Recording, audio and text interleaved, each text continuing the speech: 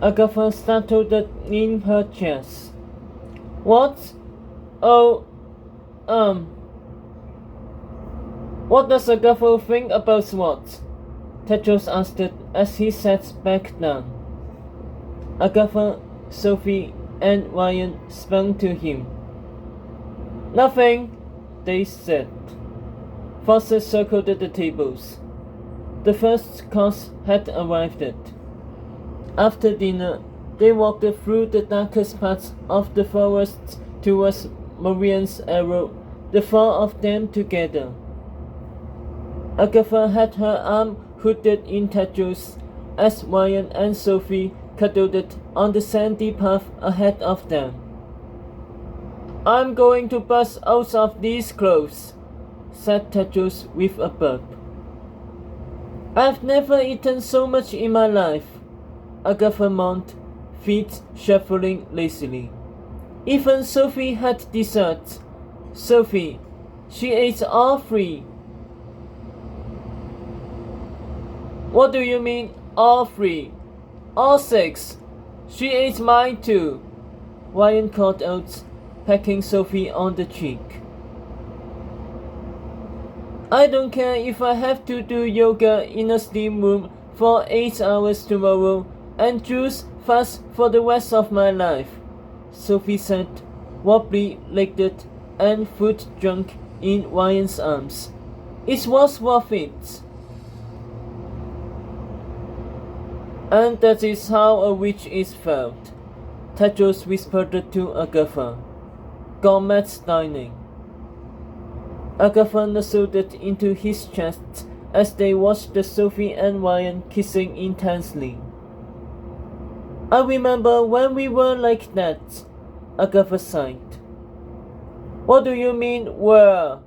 Said Tedros, sweeping her up in his arms and kissing her as he carried her. Oh, put me down, said Agatha. You told me to put you down when I carried you at school, and then you fingered, and Sophie turned into Saturn, and we almost died, said Tedros, clasping her tighter. So, request denied. Agatha relaxed in his arms. I love you, Tedros. I love you, Agatha.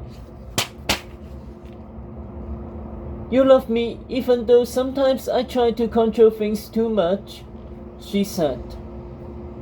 You love me even though sometimes I try to shield you too much, he said. You love me even though I don't waste you when I'm supposed to, she said. Well, it's not like you waste Sophie either, said Tedros. Agatha laughed. No more snake to worry about. The wood's safe again. Our allies back on our side, said Tedros. And soon we'll be king and queen, husband and wife. We'll be as good in peace as we are in war, said Agatha. We already are, he said, kissing her again. Does anyone actually know where we are going? Ryan's voice hollered.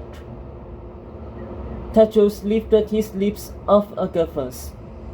Oh, for God's sake, Ryan, how hard is it to follow a path? They were totally lost, it turned out, but no one seemed to care, with Tedros now whispering to Ryan as the four, and Sophie canoodling with Agatha behind them.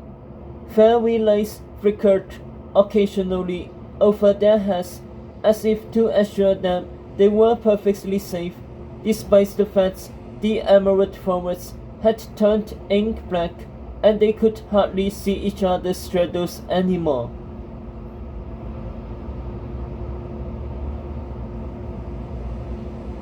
When the silent moment finally came, it was the king who broke it. If Sophie wants to come stay at Camelot for a few days, it's fine, said Tedros. That's my man, Ryan crowed, slinging an arm around him. Sophie and Agatha goggled at each other. Provided she does all the wedding planning and stays locked in the dungeon, Tetsu said, half joking. Will Ryan be locked in the dungeon with me? Sophie asked. The four of them burst into laughter. Speaking of witches, said Tetsu. Far off the side of the path, Agatha could see a small fire burning in a dark oak pit. At its edge, Hester and Annabelle leaned against each other, speaking softly as they roasted marshmallows and ate them off sticks. Neither noticed the group. Should we go say hi? Tetsu whispered. Sophie and Agatha swiveled to him at the same time. No! Sophie smiled at Agatha knowingly.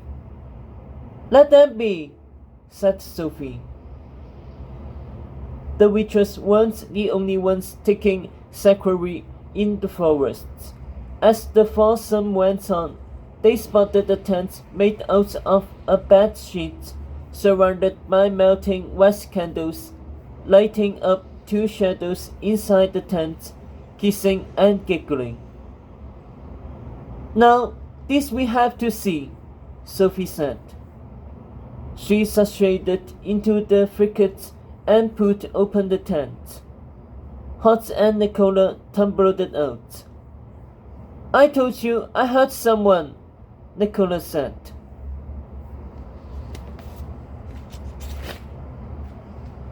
Hiya, Hot beamed, seeing Agatha, Tetsu, and Ryan first. Robin told us you guys went to Beauty and the Feast. I wanted to take Nick there for our first date, but I don't have the money, so I made a picnic instead. He saw Sophie, but Hot didn't look the slightest bit embarrassed or aggrieved. You guys going to the Arrow? We're on our way right now, said Sophie. Want to join us? Maybe we'll meet you there, said Hot. Sophie smiled at him.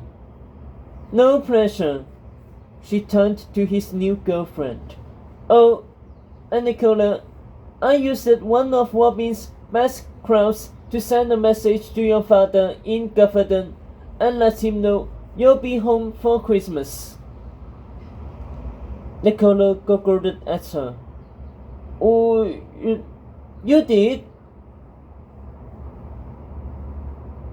Didn't tell him you stay home, of course, in case something compels you to come back to the woods, she said, winking at Hot. Hot smiled at Sophie and squared Nicola into his tent. That was so nice for her, the group heard Nicola say. Nice of her indeed, said Agatha to Sophie as they retook the path. Everyone deserves to be happy in the end, said Sophie, almost singing it, including little whistles.